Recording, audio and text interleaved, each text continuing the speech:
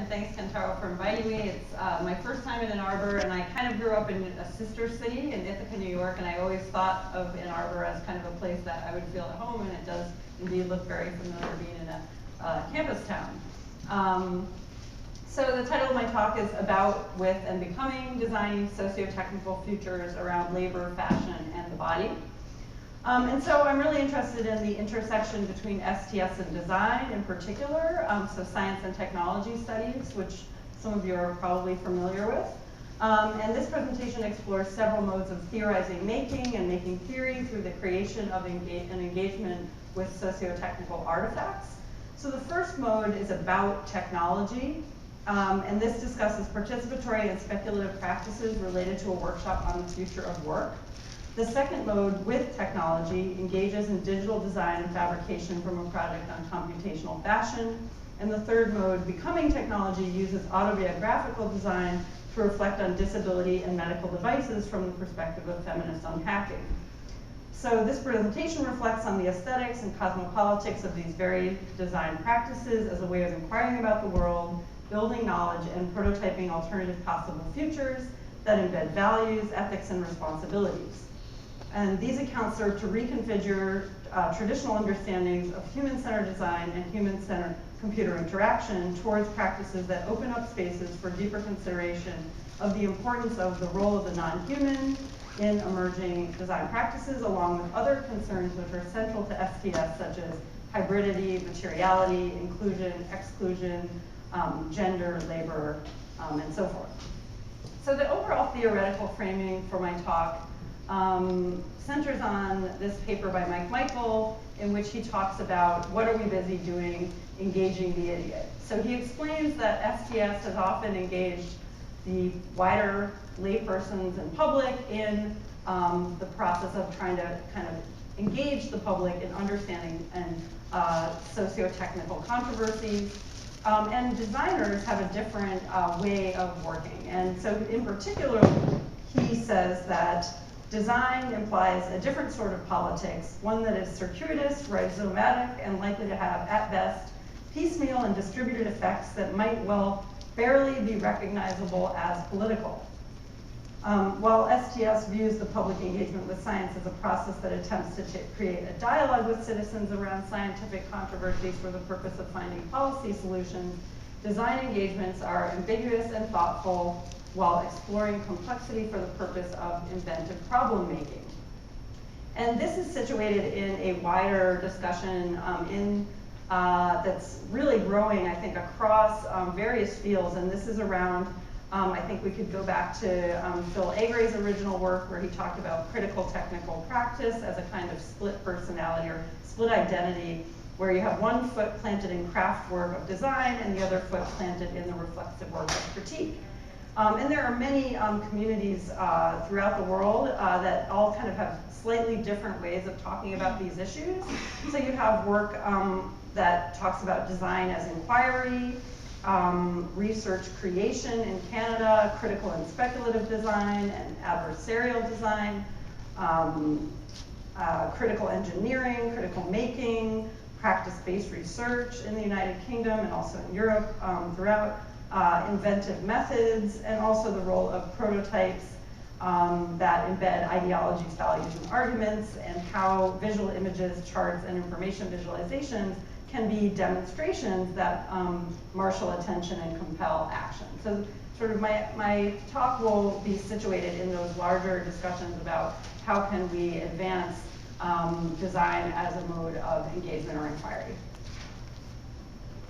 So the first, so in response to Mike Michael's, I kind of have this experience, you could say, of not engaging the idiot, but being the idiot. So I identify pretty strongly as a social scientist, and I have been working in design school since 2007, and little by little I have expanded the kinds of methodologies and the kinds of approaches that I use in my work, although it is very uncomfortable and strange, and you experience a kind of vertigo with thinking that not being sure that the way you're going about your work is different from the way you were trained, for example. So we can talk more about that. So the first project I'm going to talk about is the project on the future of work. And in this one, the landscape is such that technologies such as crowdsourcing platforms, just-in-time software, big data tracking, and robots are really at the forefront of discussions around the future of work in the mainstream media, and these powerful and far-reaching narratives focus on the replacement of workers with technologies in a linear and technologically deterministic manner, rather than acknowledging the complex, nonlinear, and iterative relationships between activism, social change, and technology. So in order to examine some of these entanglements and frictions, my collaborator Megan Halpern and I conducted a 3-month project in which we did a series of 1-hour interviews with labor activists in the Chicago area, and then ran a half-day participatory design workshop. And the economic and social justice activists that we interviewed included representatives from organizations working on youth, immigrants, women, African Americans, Latinos, and formerly incarcerated people. And what we found was that labor activists were really reacting to these strong narratives around the future of work, which make the revolutionary claims about technological replacement, and on the other hand also engaging with technologies such as the internet and social media in order to mobilize workers around important issues. So in this project we took a participatory design and a speculative design approach, and our purpose was to kind of open up these critical questions and alternative possible futures rather than creating solutions to problems, as is often done with human-centered design. So along these lines, Ron Lappery talks about counterfactual artifacts and material speculation, in which you use physical design artifacts to generate possibilities to reason upon. And the counterfactual artifact is talked about something that opens up speculation on the artifact, but on its conditions as well. When encountering a material speculation, potential reasoning would include not only what is this artifact, but also what are the conditions for its existence, including the systemic, infrastructural, behavioral, ideological, political, economic, and moral. Material speculation probes the desirability of the truth condition of the proposition and the conditions bound to it. We also draw on Donna Haraway's notion of speculative fabulation, which discusses the ways in which worlding happens in part due to material artifacts. And she builds that on Marilyn Strathern's work on gender, elaborating that it matters what matters we use to think other matters with. It matters what stories we tell to tell other stories with. It matters what knots, not knots, what thoughts think thoughts, what ties tie ties. It matters what story we make worlds, what worlds make stories. So inspired by that, we worked on this participatory and speculative design game.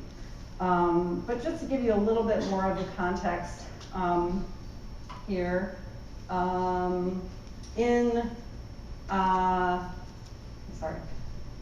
so this is also situated in discussions that Anna Singh is having around this notion of friction as a metaphor that captures the diverse and conflicting zones of awkward engagement that make up our contemporary world.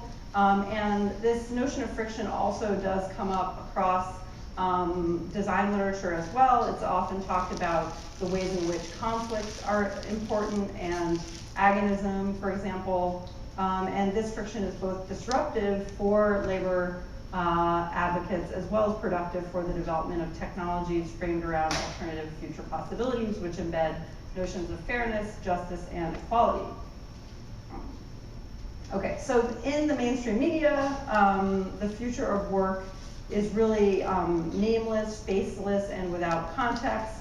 It's either represented as a utopia of leisure in which humans no longer need to work, or a dystopia of competition in which humans must compete with machines in order to survive. In this framing, technology is a black box. It's disembodied, objective, and neutral, and it's used within a capitalist system to control, manage, and replace workers.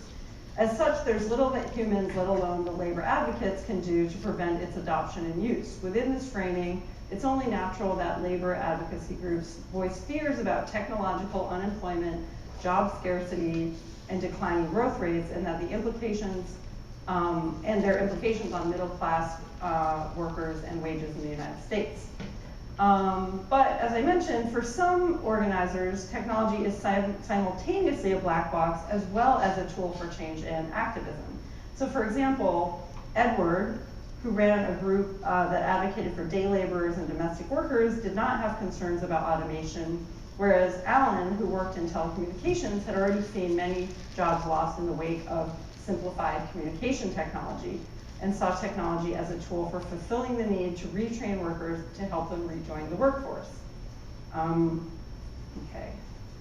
And just to give you a sense of some of the qualitative work, one of a leading union organizer said, "I don't think that there's an example in human history of technology being rejected because of the disruption it creates. At the end of the day, technology wins. In military history, in labor history, is Moore's law an equivalent of the transition from steam to electricity, or is it a permanent thing? You get completely different alternative futures depending on what you believe." So there are two, he concludes, there are two very different futures. In one, there are 7 billion people competing for 2 billion jobs. There are signs of both futures out there. So Lucy Suthman has talked about the ways in which Silicon Valley projects constructs and claims certain kinds of future, while at the same time deliberately excluding and ignoring other futures, people, and geographies. And while 18-month cycles of planned obsolescence shape the revolutionary discourses around which corporate technologies are developed, marketed, and sold, the temporalities and futures as experienced by labor advocates are quite different. Rather than taking the lead to frame issues and discourses about the future of work, labor advocates are often responding to the actions of business and government, especially when it comes to discussions around technology change. Labor advocates acknowledge that they are often reactionary in nature, since they've sometimes failed to understand the kinds of technological changes that will likely transform the future of work. And for the most part, their day-to-day schedules are, and sort of annual schedules are demarcated in relatively short increments, so from 3 to 6 months to campaign cycles to annual funding deadlines. And while different organizations certainly have different kinds of timelines, the everyday pressures on their plans and schedules make it very difficult to think beyond immediate goals and constraints. So at the most expansive, the future was characterized as a 5-year strategic plan. So for example, one immigrant rights advocate, Jonathan, characterizes 3 specific time horizons in which his work is divided. The near term, current policy decisions being made by the administration. The long term, which is within the next 5 years into the second term of a new president, and very long range, so large structural changes that have been continuing since the 1970s. But according to David, who's an advocate for healthcare workers, while there are immediate and long-term issues that shape the nature of work, overall, time is a continual process that is changing and fluid in relationship to developments in healthcare. So there's a conflict between the philosophies of time that are embedded in technologies and those embedded in labor activism, and this offers one site for potential engagement. And in fact, the very notion of chronological time and also ideas about the future is currently being challenged by recent discussions in queer feminist scholarship, such as Karen Barad's work. So, with respect to entanglements between the human and the non-human actors and the delegation of competencies, in a recent book review, Lily Arani points out that there's an overemphasis on artificial intelligence and robotics, and this misses 2 important points. One is that the technologies are actually made possible by huge amounts of invisible labor, and second, automation doesn't really replace labor, it displaces it. According to a communication strategist, Joseph Thomas Phelan, who works within the emergent worker justice movement, the robots are coming argument has some very amazing and compelling stories that tie neatly into popular culture narratives about both the promise and peril of the rise of the robots. As an organizer, I've learned that it is these small stories and meta-narratives wired into emotions and values that drive people's actions, regrettably, not facts. So for those that so I'm going to move into the next part of the paper where I talk about the actual workshop that we designed. So here's the game board for the Future of Work game.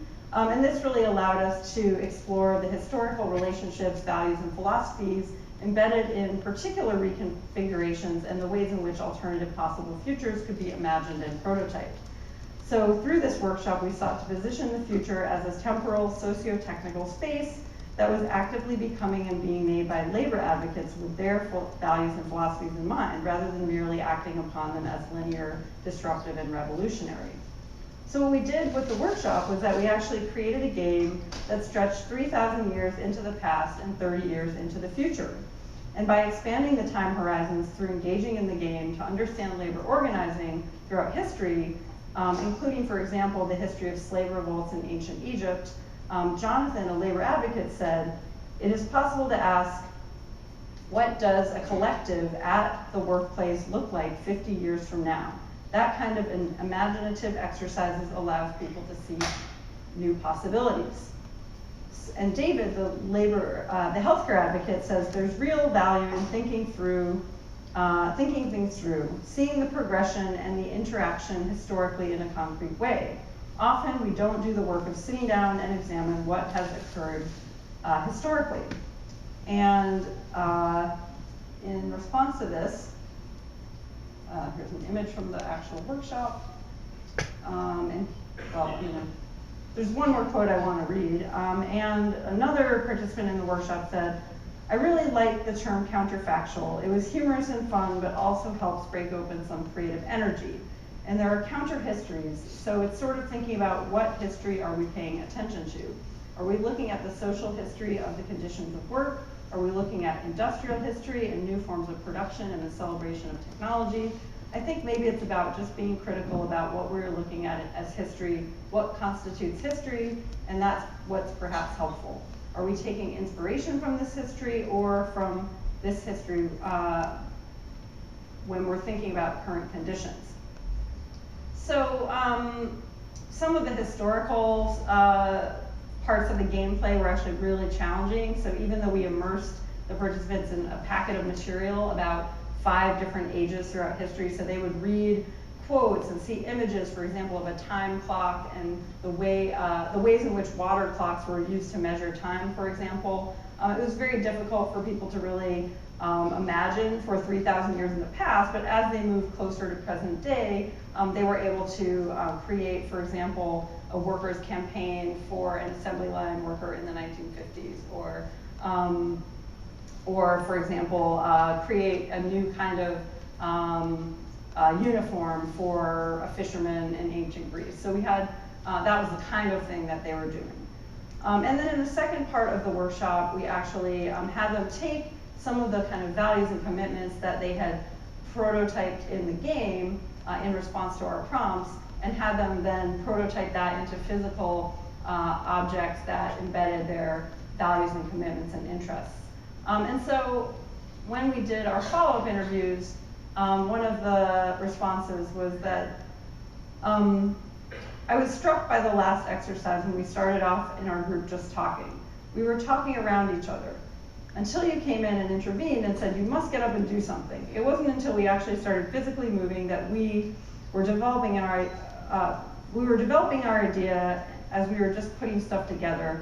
And for a linear thinker, it's just like, how did that happen? We're used to brainstorming. You have to battle out the ideas before you get to any kind of action. And this was actually, doing a physicality that actually helped me think through the problem.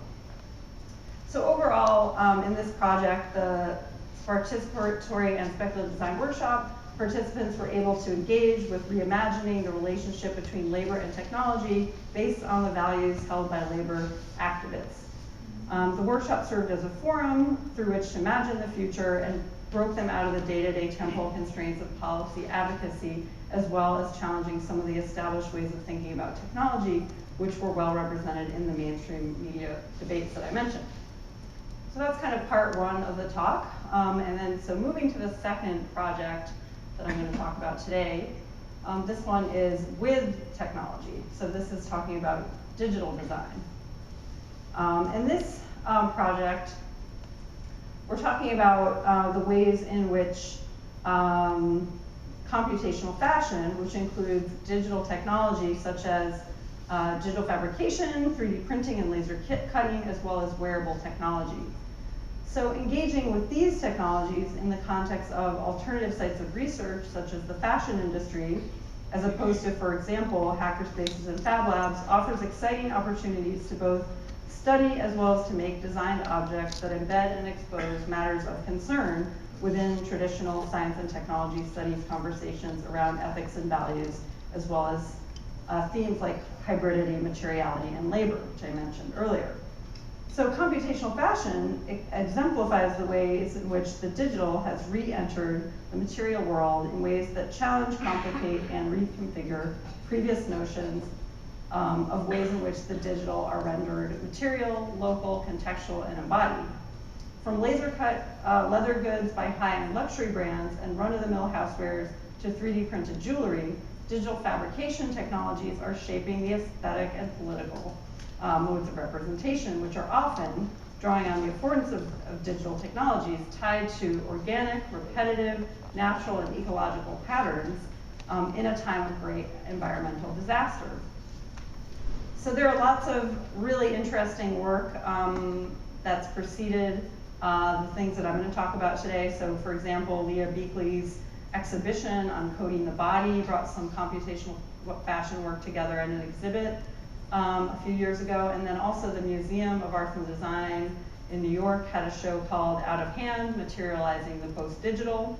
In order to really investigate this emergent practice as a social scientist as well as a design researcher, in June 2015, I enrolled in a 5-week course in computational fashion at IBEAM, a nonprofit art and technology center in New York that was founded in 1997.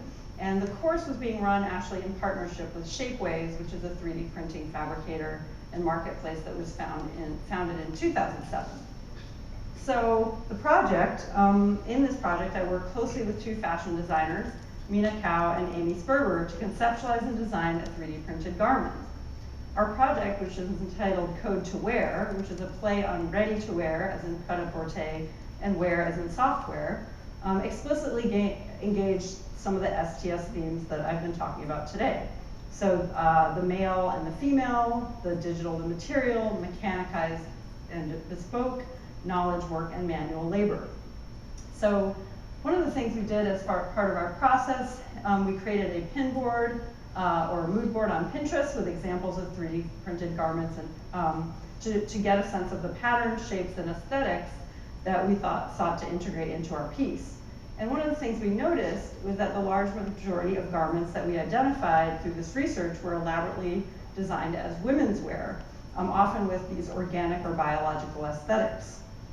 We conceived our design in response to this as a modular men's dress shirt containing 3 distinct parts: a collar, bib, and cuffs. The creation of a male-female hybrid or trans garment allowed for us to engage with critical feminist STS themes around gender and sexuality.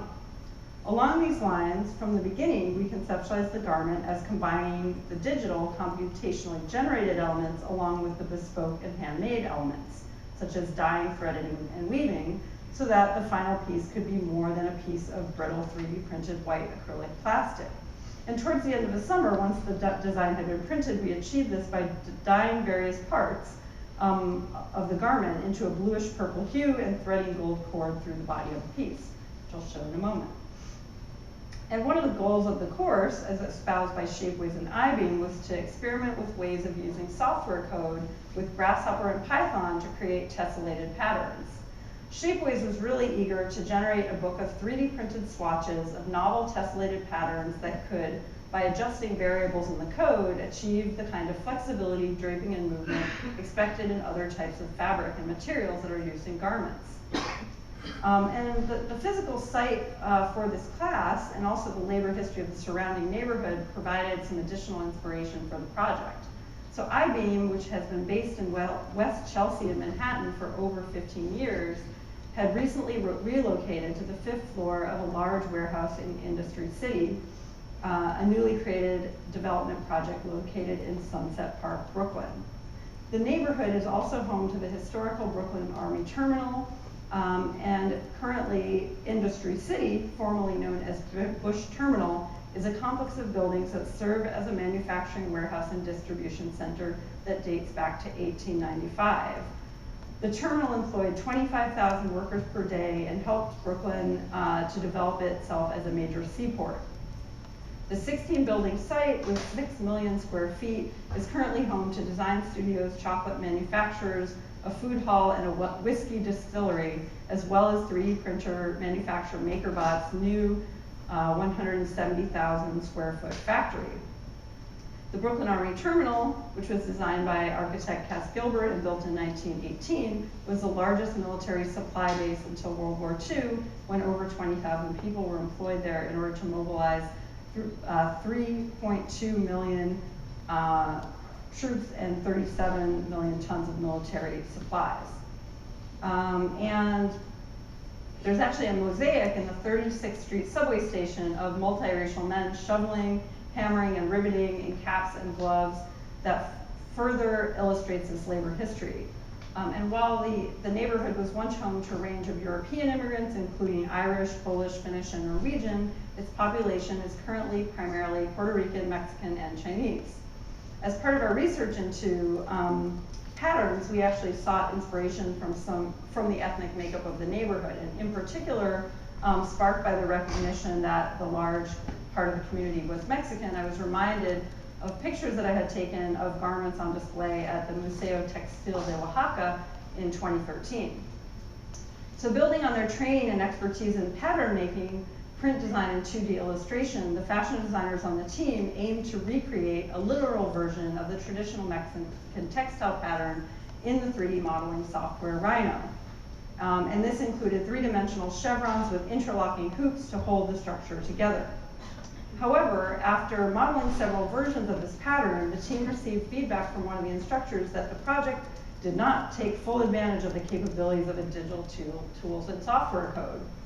So this original design was scrapped, and actually we needed to learn to co-design the piece in collaboration with the possibilities of the tools. And this meant a lot of trial and error in terms of creating a basic shape for the garment, which was modeled on the structure of a 3D body scan of a torso, and then allowing the pattern for the tessellation to be created by the algorithm. Thus, it was impossible to control or predict the design of the pattern for the various components of the piece. Rather, the process was one of continual adjustment and discovery of the aesthetic possibilities of the tools.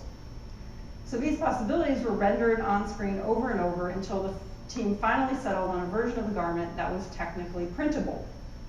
And the first version of, here's just some of the kind of rhetoric that you see both in a new Brooklyn fashion design accelerator, as well as when you buy something from Shapeways or order something to print, you get a message that says an item made in the future is now on its way to you.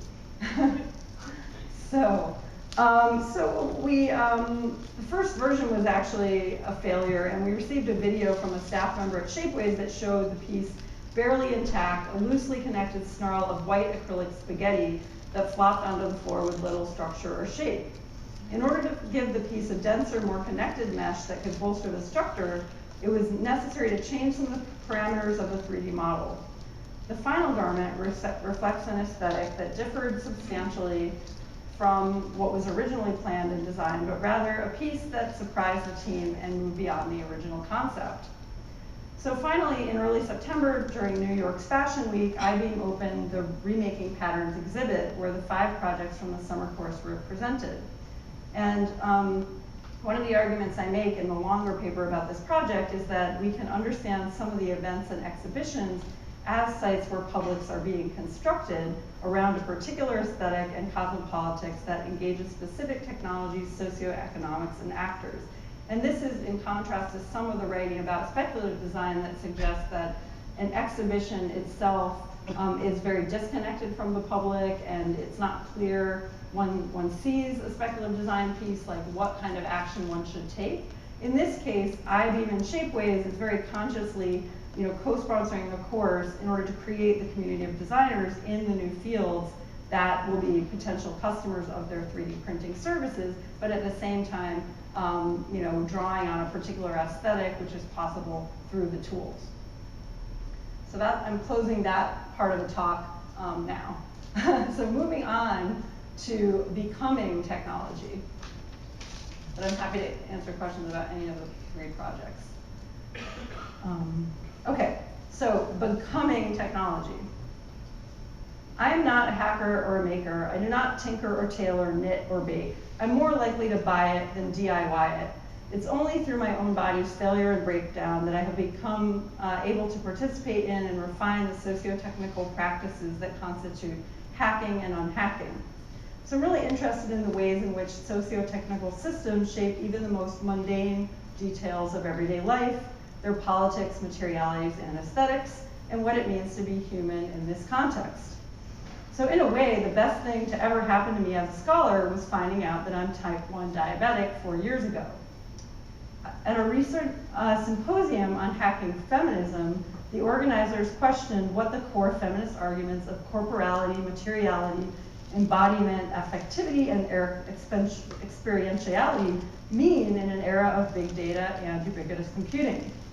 While these tropes have taken on new meaning, their role in challenging rational scientific logics of capitalism, and in particular the health and medical industrial complex, is significant. So from a human-computer interaction perspective, Xiaowen Barzel has written about Feminist Hci as a commitment to both scientific and moral objectives, having a connection to feminist theory, a deliberate use of methods based on values and goals, an empathic relationship with research participants, transparency around the role of the researcher along with their beliefs, co-construction of research, mixed methodologies, and reflexivity. And in this writing, I understand feminism to be pluralistic with respect to race, gender, sexuality, class, and ability, with a focus on agency, fulfillment, empowerment, diversity, and social justice. So according to Jackson and Kane, to be human is to be embedded, constituted, and completed in a world of things as a fundamental aspect and building block of our natures. Humans are made human by addition, not subtraction, completed rather than compromised through sustained and careful engagements with a world of things. So according to the Oxford English Dictionary, hacking has 3 distinct meanings. 1, to cut with rough or heavy blows. 2, to use a computer to gain unauthorized access to data in a system. 3, to manage or cope. In this essay, I deploy all 3 of these cuts, punctures, and holes that I deploy all 3 of these definitions of hacking. First, the very literal hacking into the body through the pricks, cuts, punctures, and holes that I inflict on myself on a daily basis. Second, hacking as a way of participating in and breaking the rules and norms around a particular system of technologies, including questions of the ways in which race, class, gender, and sexuality might enhance and or inhibit that participation. And this extends discourses around tinkering, DIY, and creating my own knowledge and logics about my body and the medical devices that I use. And third, hacking as managing or coping with disease and disability as the ways in which I reconfigure and adjust my daily routines and rituals, particularly those around eating and food, but also those around exercise and extracurricular activities.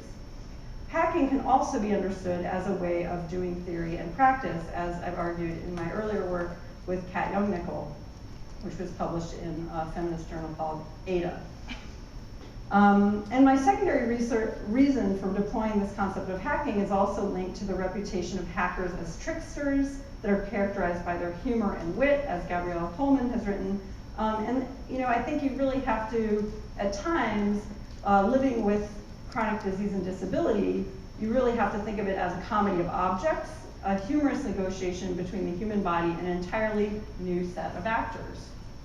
And these include test strips, needles, insulin vials and pens, cannula, tubes, blood tests, doctor's visits, acupuncture, glucose tablets, lancets, food scales, cables, AAA batteries, carrying cases, measuring cups, adhesive surfaces, Xerox copies, nutrition information, sensors, receivers, transmitters, lab visits, downloads, Excel spreadsheets, conversion rates, charts, alcohol swabs, and more doctor's visits. So diabetics can be understood as a kind of cyborg, a hybrid of flesh, bones, and blood, along with sensors, tubes, and external devices.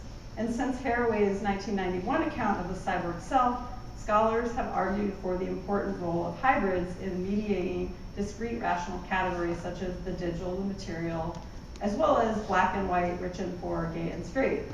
And then to bring this back to Steve Jackson's work on repair again, he says, the subtle acts of care by which order, meaning in complex socio-technical systems are maintained and transformed. Human value is perceived and preserved and extended. The complicated work of fitting to the various circumstances of organization, systems, and lives is accomplished. So while these technologies differ from those commonly evoked in Silicon Valley rhetoric and innovation discourses, they are deliberately marketed, packaged, and branded along to fit in with other high-tech products. So for example, when I first upgraded my insulin pump to the newest model, I received a box with familiar, sleek white packaging and unmistakable lettering. Shortly after receiving it, I received an email from Medtronic's head of customer experience, and he says, earlier today, my team received positive comments on the packaging for our new mini-med. Nice set with packaging of the new pumps. It reminded me of opening a new Apple device. Okay, just let you read the rest yourself. Okay, so I'm just going to tell a couple of the sort of, again, autoethnographic stories that are in the longer paper on this topic. And the first one is called Getting Stuck on Kitchen Cabinets, Everyday Rituals and Interruptions. So while much attention is placed on the monitoring, tracking, and transmitting the more quantitative aspects of disease, such as uploading and downloading the data, measuring and inputting blood glucose numbers, living with it actually requires the creation of a new set of everyday rituals and practices. So not only eating, but also getting dressed, showering, exercising, sleeping, having sex. Each of these requires a certain negotiation with the device related to the context of use. What does it want to wear today? Where will it be seen or unseen? How long can I go without it? For example, taking a shower requires that I unscrew the cap that is fixed to the body and leave it on the counter before stepping into the water. Sometimes I even get stuck on the knobs of kitchen cabinets. Usually this happens when I am groggily navigating around the kitchen in the morning with the pump clipped to the waist of my pajamas. Ouch, I mutter as the knob pulls me back towards the counter when I'm trying to go in the opposite direction towards the coffee machine. So getting dressed is a human-machine collaboration. I stand with the pump in one hand, trying out different ways of attaching the pump to my ensemble. Usually I can put it on my belt and cover it with a shirt or blazer, though I question my own impulse to make it invisible as a kind of bodily infrastructure. However, this doesn't always work if I'm wearing a dress. In that case, I have a few options, but my choice depends on what kind of social situations I expect to encounter during the day. Will I be at a reception where I need to access it quickly in order to eat, or can I afford to clip it to my bra, rendering it more inaccessible depending on the style of the collar? One way to cover it up is by wearing a big scarf. While I've always been a fan of a colorful scarf, this new use as a medical privacy technology makes them even more appealing. The other way is to pull the tube through my sleeve hole, only if it is a sleeveless dress, and either put it in my jacket pocket or hitch it to a thin belt on the outside of the dress.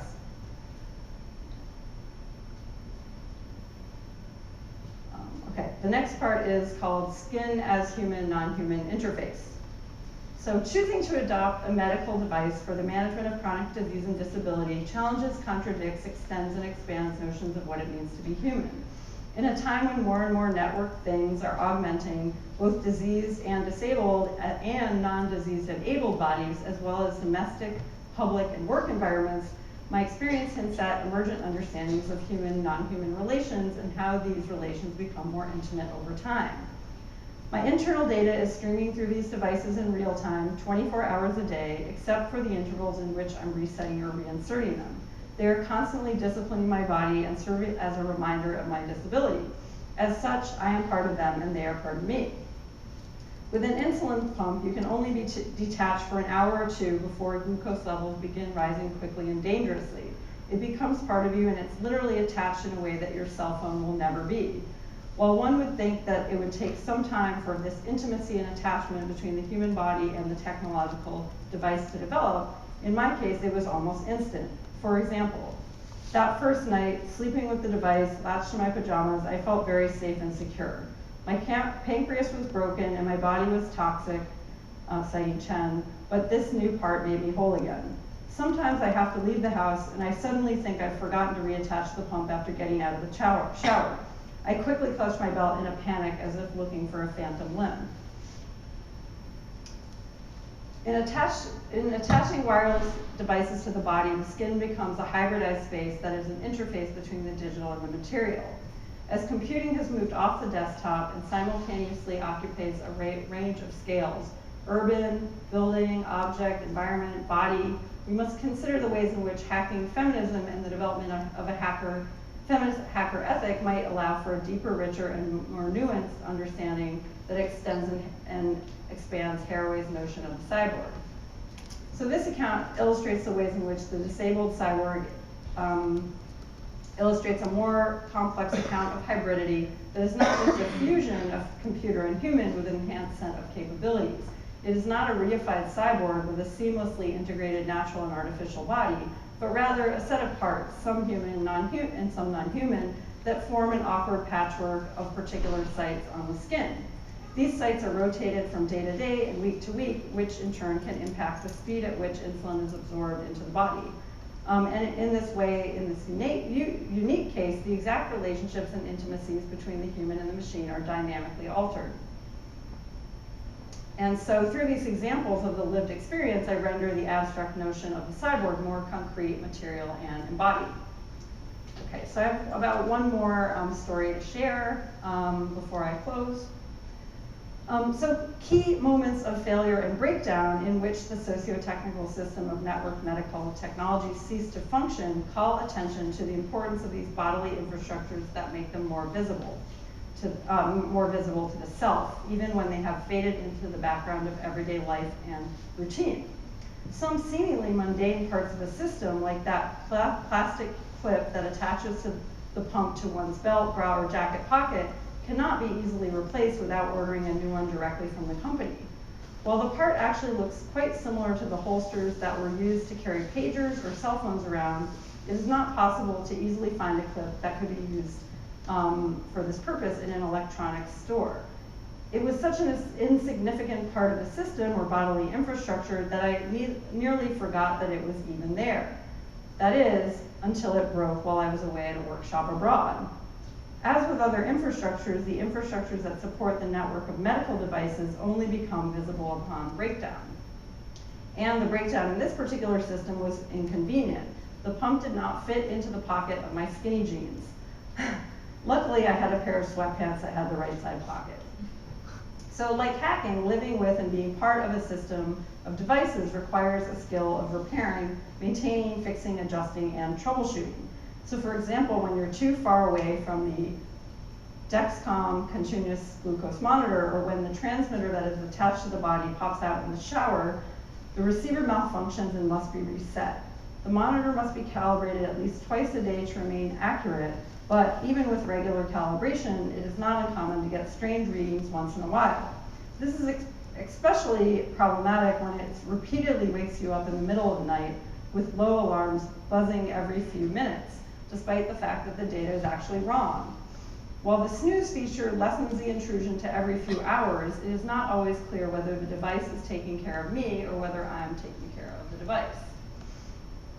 And just to mention that this monitor also has a very intrusive alarm, so it buzzes both for high readings and low readings, and in the worst case, after several attempts to alert you, it resorts to making a very high-pitched screeching noise. This is particularly unwelcome when you're dining out with colleagues at conferences and the like, and while in general these devices fit in and resemble other personal mobile technologies, in that using them is not much of a distraction, they do not behave in the same way. Their sounds diverge from the familiar family of Apple iPhone ringtones. They speak in tongue. the uninvited stranger at the dinner party. Okay, so lastly, I'll close with just a description of the leading up to this feminist hacker ethic and a conclusion for this overall talk. So this paper was part of a special issue of the journal of Peer Production on feminists on hacking, in which they challenged us to help unpack what the feminist hacker ethic is. And so I state that a feminist hacker ethic pays a specific attention to inherent inequalities and invisible labor present in these relationships: human, non-human, proprietary, non-proprietary, digital material, smoothness and friction, able, disabled, broken, unbroken, quantitative and qualitative, visible, invisible, and public and private. And rather than seeking these as binary categories and in keeping with feminist STS, a feminist hacker ethic seeks to transcend these categories with specific, nuanced, hybrid modes of existence. And my lived experience of these everyday rituals can help contribute to this development because I'm not only a user of this particular medical technology, I'm also participating in and negotiating the world with it at every moment. It's constantly shaping my everyday interactions, and I'm shaping it. So rather than understanding the world as human-centered, as is common in the field of design, a feminist hacker ethic would include the non-human in line with discussions of sustainability and the Anthropocene. And it would also decenter the human, reject the discrete categories and the notion of the individual user, and make room for new kinds of hybrid stakeholders. Okay. So just in closing, so I've talked about a series of 3 different short design projects, and I'm arguing that these different kinds of modes of engagement, whether participatory design, speculative design, digital design, or kind of autobiographical design, are different ways of helping work through theoretical concerns in STS. So in scholarly writing, hybrids are often denoted with hyphens and slashes, or when possible through neologisms. In many ways, language seems ill-suited to describe the theoretical complexity of these concepts. In fact, visual and material prototypes, experiments, and demonstrations offer explanatory possibilities that are not even possible with words. The explanatory value of design research for articulating the concerns of STS, as well as for STS to shed light on the ethical commitments, politics, and responsibilities of design and designers, illustrates the mutual benefits of interactions between designers and STS scholars, as well as the cultivation of new kinds of maker scholars and scholar makers. And with that, I will close. So I'm happy to answer questions about any of the projects, or just talk about the bigger context within they're situated. Thank you.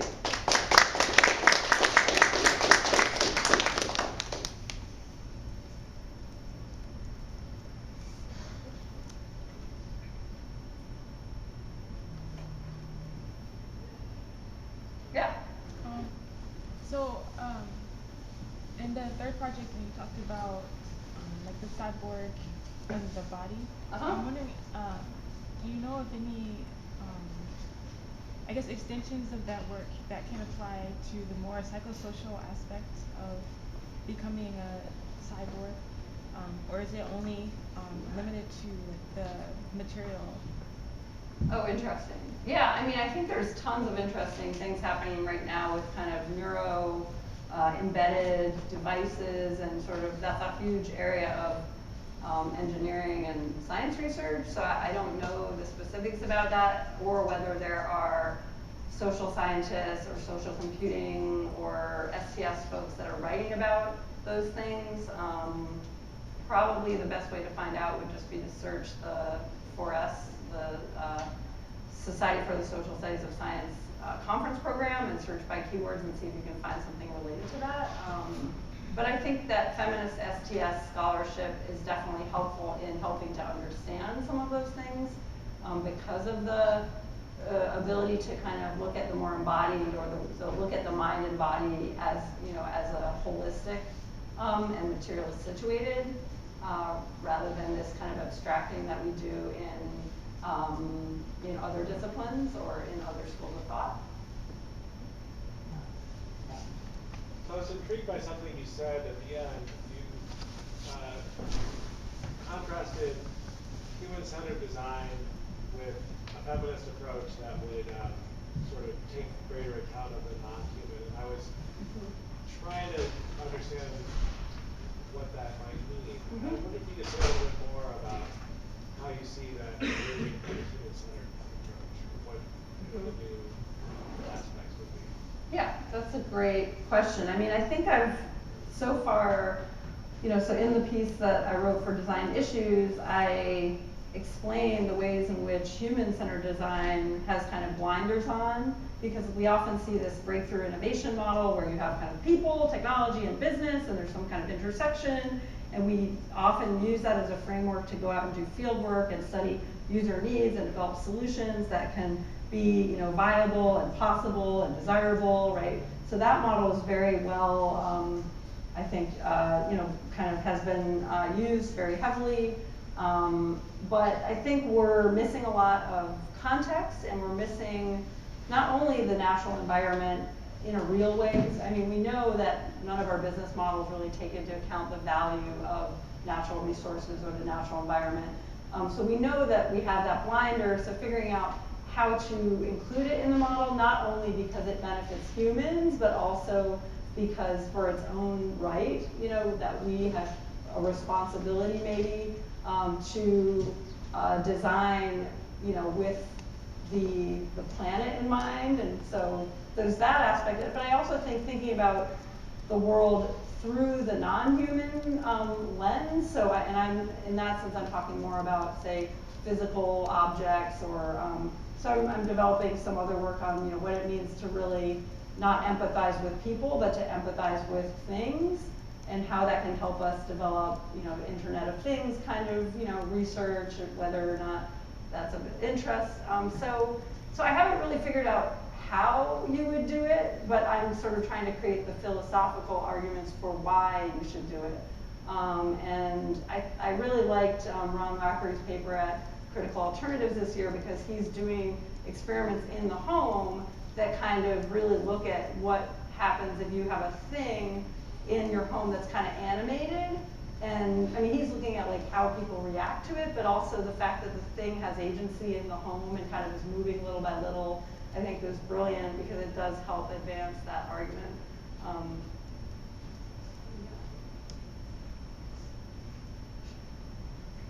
Other questions? Yeah. I was really interested in your first project when you were working with labor activists. So I was wondering, what were some of the things that labor activists foresaw as like potential problems, or maybe even solutions for those problems that might occur? I don't know, as like say like like right to work laws get implemented across the United States, for example. Like Michigan just recently had a right to work law. I was just wondering more about like some of the solutions they saw, what they actually created. What they created, yeah. They had one project was called Little Sister, and it was kind of a way that workers could surveil their employers. So there were a number of projects that were kind of the counter surveillance kind of argument. So instead of being controlled by the technologies, that workers could use those for their own, collective action and advocacy. And so I think not unlike the work that Lily Irani's done with Turkopticon. So it was that kind of an idea. But I mean, so I think one question about doing these kinds of workshops is that there's so much going on, whether you should be paying more attention to the processes that are happening in terms of how people are working together, or what parts of the, say, prototyping are able to be more effective, or whether you're focused on more the content of kind of what is created. And one thing we found is that even though we explicitly created the game and the exercise so that the people that we invited could essentially put their own commitments and values like into the game and into the prototyping, because of the mix of the people in the room, like probably only 1/3 were coming from that background and of course within labor advocacy you have a lot of conflict as well in terms of who is interested in what, and so we found that they felt that there wasn't an explicit enough focus on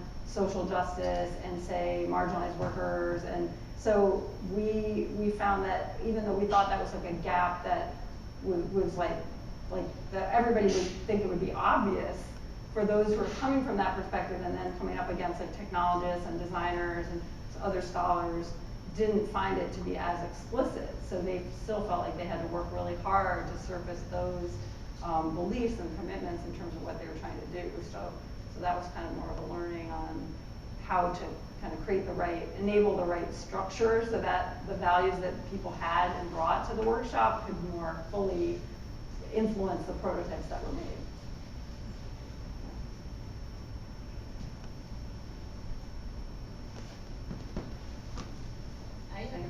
Yeah. Well, we're almost out of time, but I have a quick question. So I was really struck by, how through all of the engagement you talked about today, there's a really sort of deep engagement with what counts as expertise and who gets to call out expertise, both,